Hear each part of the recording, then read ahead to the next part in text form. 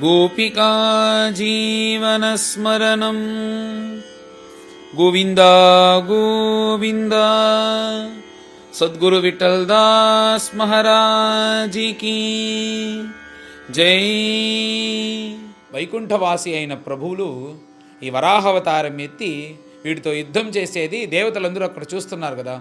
బ్రహ్మాది దేవతలందరూ వచ్చి వీటితో ఆడుకున్నది చాలు, పైన మీరు వీరిని వధించాలి, ఇది వచ్చి అభిజిన్ ముహూర్తం, ఈ ముహూర్తంలో ఇతనికి సంహారం అని ప్రార్థించారు. వెంటనే భగవంతుడు ఈసారి ఇతన్ని తప్పకుండా వధం చేయాలి అని ఒక మహాసంకల్పం తీసుకొని పైన యుద్ధానికి ప్రారంభించేదానికి, ఆ హిరణ్యాక్షునితో యుద్ధం చేసేదానికి మళ్ళీ వస్తున్నారు ప్రభువులు. ఇలా వచ్చేటప్పుడు అతని యొక్క గడ్డం పైన తన చేతిలో ఉండే ఆ గదని ఇలా గిర్రని తిప్పి గడ్డంలో ఒక కొట్టు కొట్టాడంట ప్రభు. అది కొట్టిన వెంటనే ఏమైందంటే వాడికి అలాగా పంచప్రాణులు బయట పోయేలాగా ఇలా చుట్టుకుంటూ ఉండేటప్పుడు వాడి గడ్డంపై పడిన ఆ గద అనేది భగవంతుని యొక్క చేతి నుంచి కింద పడిపోయి ఆకాశంలో ఇలా ఎగురుతూ చాలా దూరం పోతుందంట. అది ఎలా పోతూ ఉందంటే ఆకాశంలో ఒక పెద్ద కొండ ప్రకాశంతో ఇలా పోతూ ఉంటే ఎలా ఉంటుంది ఆకాశంలో, అలా ఉందంట గద పోయేది. ఆ పోయే గదను ఇలా హిరణ్యాక్షుడు కొంచెం తాను నిదానం చేసుకొని ఇలా చూశాడంట. చూసిన తర్వాత భగవంతుని దగ్గర యుద్ధం చేసేదానికి వస్తున్నాడంట. కానీ ఇప్పుడు ఒకటి అన్నాడంట. ఏమన్నాడంటే, నా చేతిలో ఆయుధం ఉంది, నీ చేతిలో ఆయుధం లేదు, రేపు నిన్ను సంహరించానంటే ఆయుధం లేని శ్రీ హరినారాయణని సంహరించాను నన్ను అందరూ అంటారు, నాకు అది అవసరం లేదు, నువ్వు ఒక ఆయుధం తీసుకోరా, నీతో ఆయుధంతోనే యుద్ధం చేస్తాను అంటూ ధర్మతః యుద్ధం చేసేదానికి పిలుస్తున్నాడంట. ఎందుకంటే అది కృతయుగం. కృతయుగంలో జనాల యొక్క మనస్సు ధర్మతః ఉంటుంది. అందుకోసం ఇప్పుడు భగవంతుని దగ్గర చెప్పేటప్పుడు ధర్మతః యుద్ధం చేసే నేను గెలుస్తాను అంటూ పైన ఆయుధం తీసుకోరా అని భగవంతుని దగ్గర హెచ్చరిస్తున్నాడంట హిరణ్యాక్షుడు కొంచెం తను నిదానం చేసుకొని. ఇలా హిరణ్యాక్షుడు చెప్పిన వెంటనే భగవంతుడు తన చక్రాయుధాన్ని తీసుకొని అతన్ని సంహరించేదానికి ఇలా చక్రపాణిగా అందరికీ దర్శనం ఇచ్చేటప్పుడు వెంటనే దేవతలు, బ్రహ్మదేవులు, ఋషులందరూ స్తోత్రం చేశారంట. ప్రభు, ఈ హిరణ్యాక్షుని యొక్క సంహారం మీ యొక్క చక్రం వల్లే జరుగుతుంది అని ముందే మీరు బ్రహ్మదేవులు మాకు చెప్పారు. అందుకోసం ఈ సుదర్శనాస్త్రంతో వీడిని త్వరగా సంహరించాలి అని వీళ్ళు ఇలా ప్రార్థిస్తూ ఉండేటప్పుడు అక్కడ హిరణ్యాక్షుడు ఏం చేసినాడంటే కొంచెం తాను నిదానం చేసుకొని భగవంతునితో యుద్ధం చేసేదానికి అక్కడి నుంచి బయలుదేరి వచ్చాడంట. బయలుదేరి వచ్చి తన చేతిలో గద ఉంది కదా, ఆ గదను గిర్రును తిప్పి భగవంతుని ఎలాగైనా తలపైన కొట్టి భగవంతుని సంహరించాలి అని వచ్చినప్పుడు భగవంతుడు ఏం చేసినారంటే ఇలా తాను కొంచెం పైకి వెళ్ళి తన యొక్క ఎడం కాళ్లతో ఇలా ఒక తన్ను తన్నాడంట ప్రభు. అది తన్న వెంటనే అది వచ్చి ఎక్కడికో వెళ్తుందంట. అది హిరణ్యాక్షునిలో చూసేదానికి కూడా వీలవ్వటం లేదు. వెంటనే భగవంతుడు వెళ్ళి ఆ గదని ఎలాగో తీసుకొచ్చి, నువ్వు మాత్రమే నా గదనంటావా, నేను నీతో గద లేకుండా యుద్ధం చేయలేను, అందుకోసం ఈ గద పెట్టుకొని మళ్ళీ యుద్ధానికి రా అంటే ఇప్పుడు ఆ హిరణ్యాక్షుడు ఏమంటే వాడికి ఈగో ఇష్యూగా ఉందంట. అందుకోసం భగవంతుని ఇచ్చిన గద నేను ఎందుకు తీసుకుంటాను అంటూ ఇప్పుడు ఆ గదను వద్దని చెప్పేసి పైన వీడు ఒక కళ్ళు మూశాడు. వెంటనే అతనికి శూలాయుధం అనేది ఆయుధంగా వచ్చింది. భగవంతుడు ఇప్పుడు చక్రాయుధం పెట్టుకొని ఆ శూలాయుధంతో పెట్టుకొని ఇక్కడ హిరణ్యాక్షుడు భగవంతుడిని చూసేటప్పుడు ఇలా ఇద్దరు వాళ్ళు పరస్పరం చూసుకుంటూ యుద్ధానికి వస్తున్నారంట. అప్పుడు యుద్ధానికి వస్తుండేటప్పుడు ఆ శూలాయుధాన్ని తీసుకొని ఎలాగైనా భగవంతుని ఇలా గుచ్చి చంపేయాలి అని వచ్చేటప్పుడు భగవంతుడు తన సుదర్శనాస్త్రంతో ఆ శూలాన్ని పీస్గా చీల్చేశాడంట ప్రభు.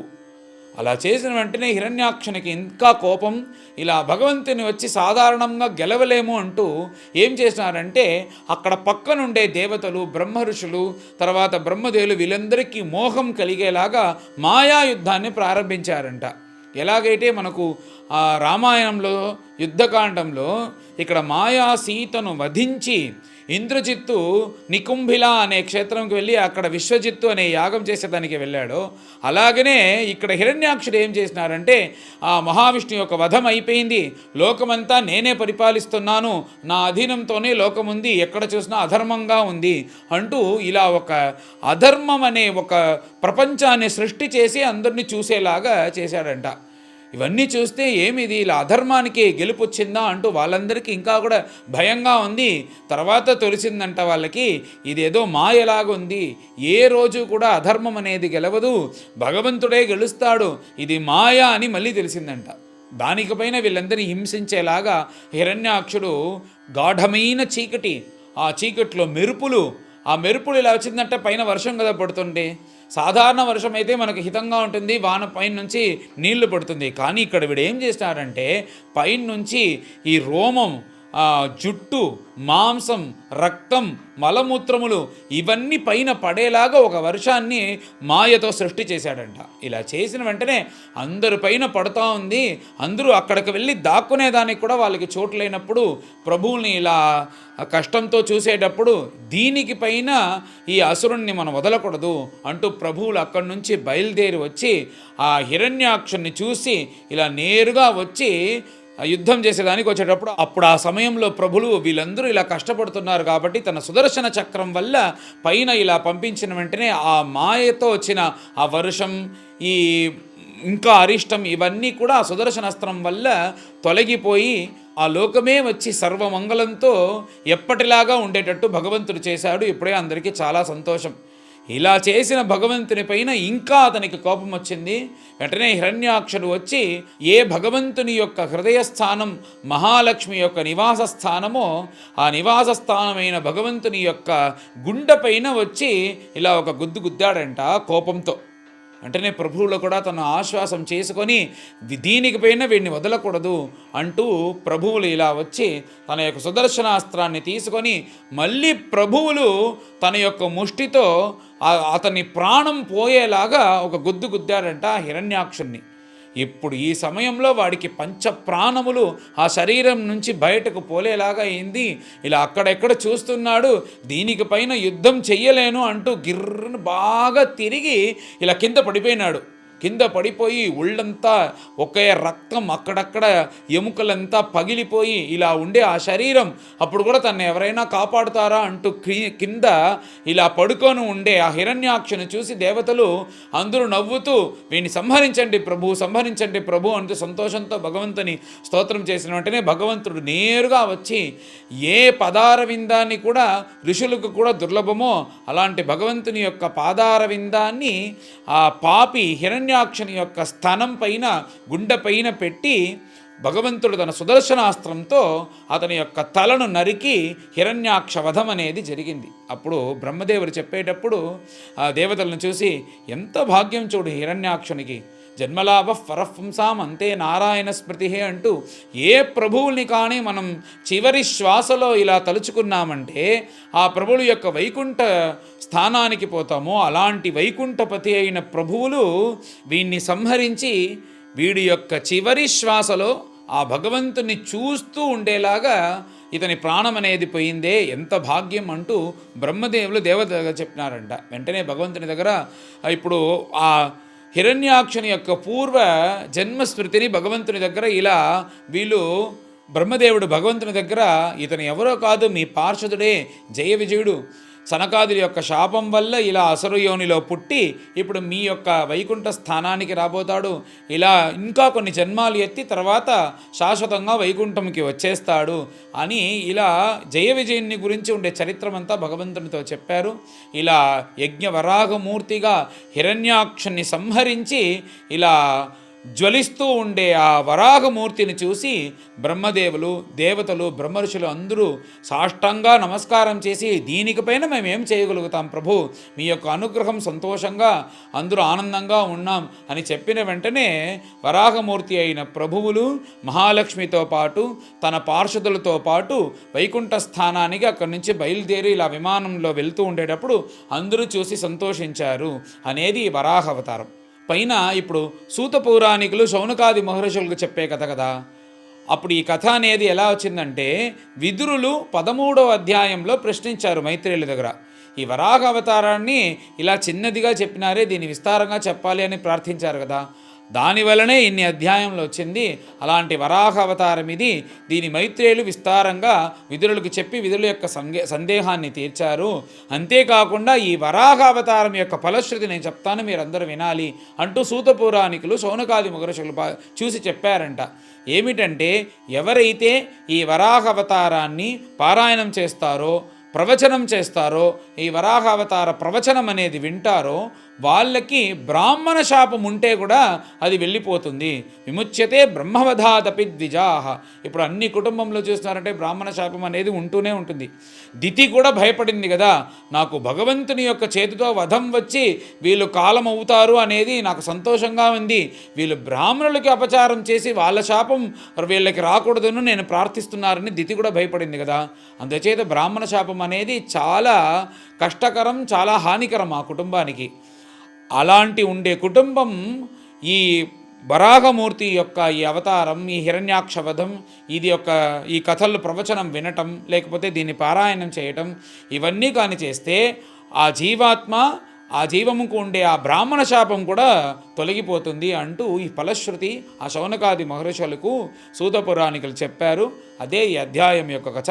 పైన అందరం కలిసి పారాయణం చేస్తాం.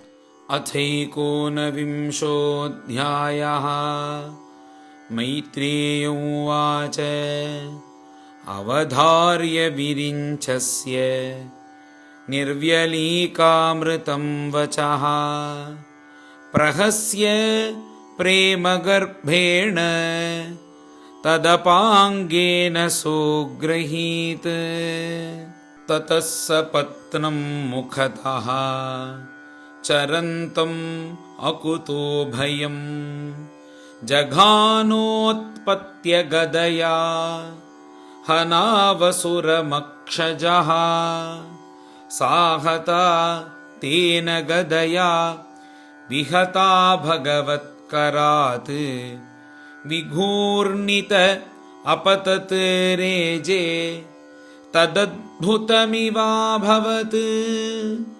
स तदा लब्धतीर्थोऽपि न बबाधे निरायुधम् मानयन् समृद्धे धर्मम् विश्वक्सेनं प्रकोपयन् गदायामपविद्धायां हाहाकारे विनिर्गते मानयामास तद्धर्मम् सुनाभं चास्मरद्विभुः तं व्यग्रचक्रं दितिपुत्राधमेन स्वपार्षदमुख्येन विषज्यमानम् चित्रावाचः अतद्विदां खेचराणाम् तत्रास्मासन् स्वस्ति ते मुं जहीति सतं निशम्यात्त रथाङ्गमग्रतः व्यवस्थितं पद्मपलाशलोचनं विलोक्य चामर्षपरिप्लुतेन्द्रियः रुषास्वदन्तच्छदम् आदशश्वसन् करालदंष्ट्रः चक्षुभ्यां सञ्चक्षानोदहन्निव अभिप्लुत्य स्वगदया हतोऽसीति आहनद्धरिं पदा सव्येन तां साधो भगवान् यज्ञसूकरः लीलयामिषतः शत्रोः प्राहरद्वातरं हसम् आहचायुधमाधत्स्व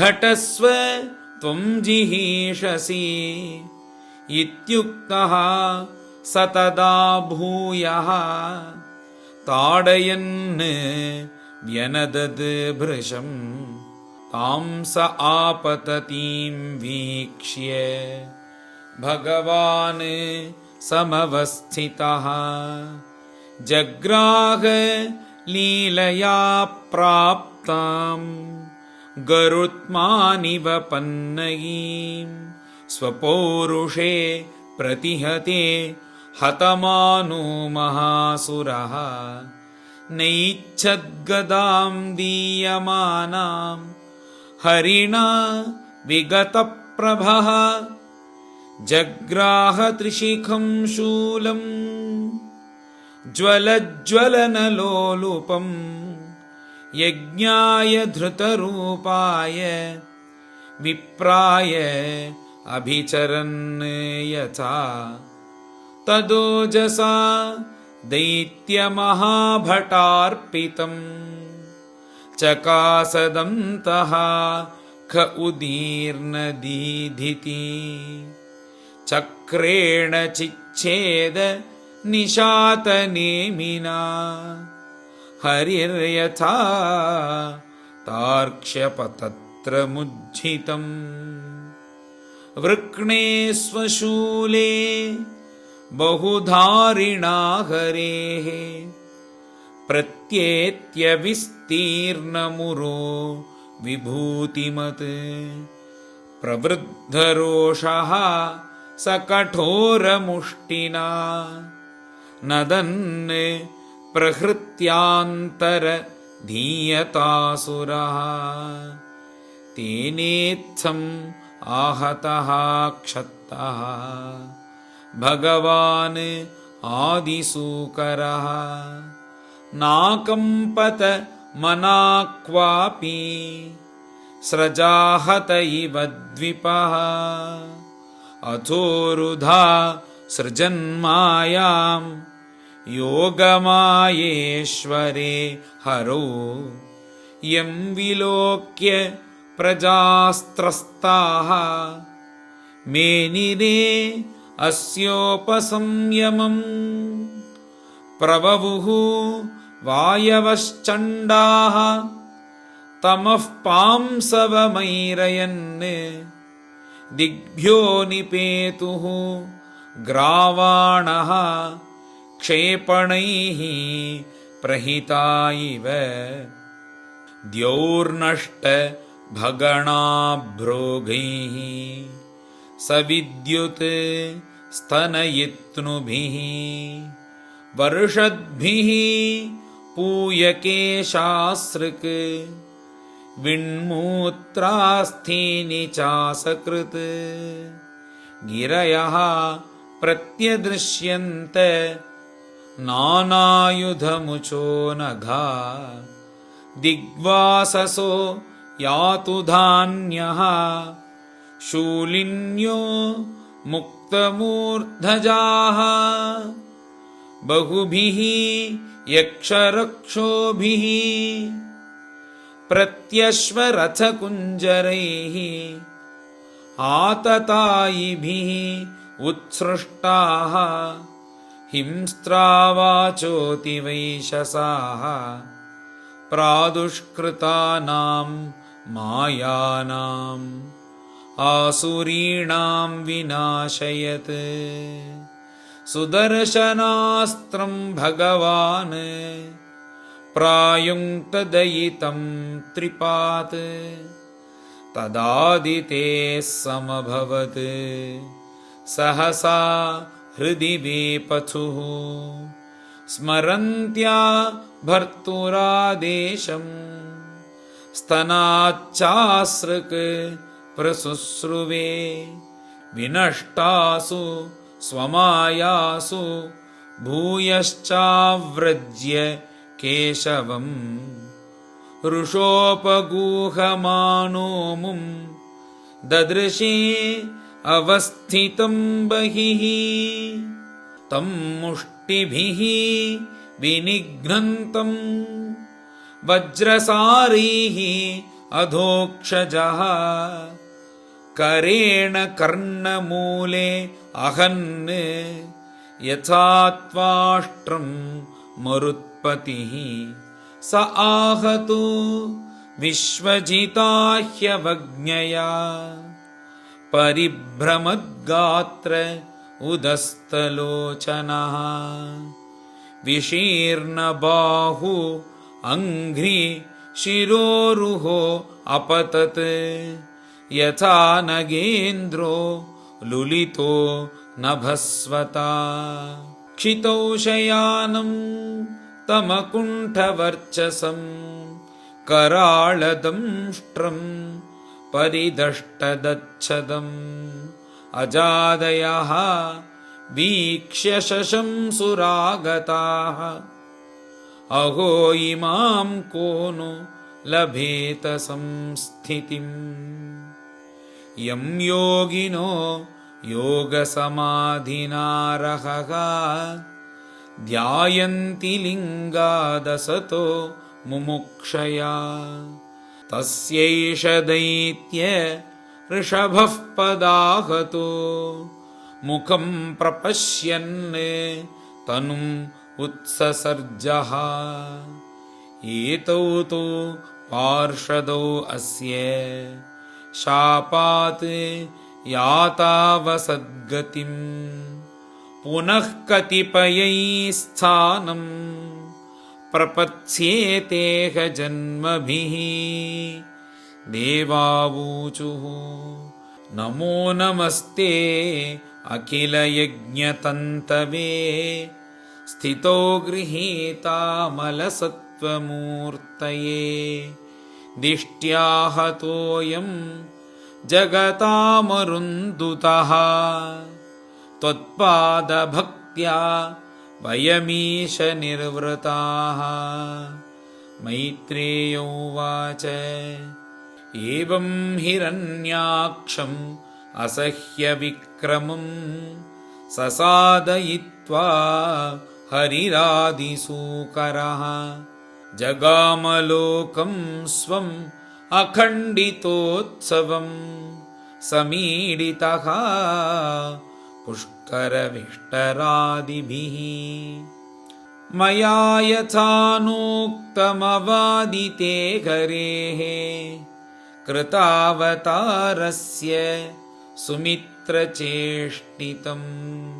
यथा हिरण्याक्ष उदारविक्रमः महामृधे क्रीडनवत् निराकृतिः सूतोवाच इति कौशारवाख्याताम्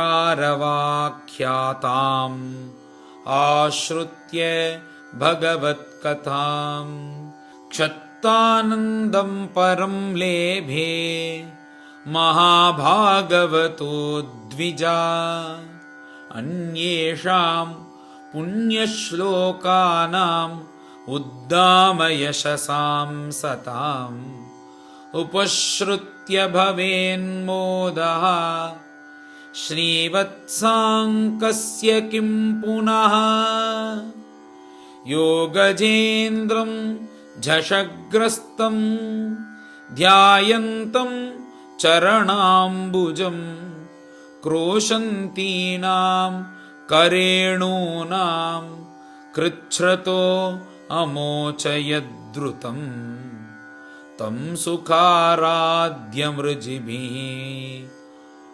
अनन्य शरणैर्नृभिः कृतज्ञः को न सेवेत दुराराध्यम् असाधुभिः यो वै हिरण्याक्षवधं महाद्भुतं विक्रीडितं कारणसूकरात्मनः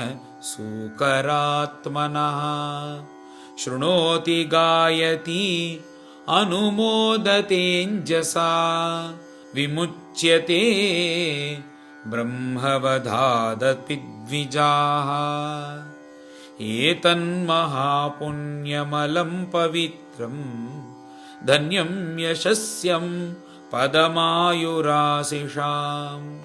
प्राणेन्द्रियाणां युधिशौर्यवर्धनं नारायणोऽन्ते गतिरङ्गशृण्वताम् श्रीहरये नमः।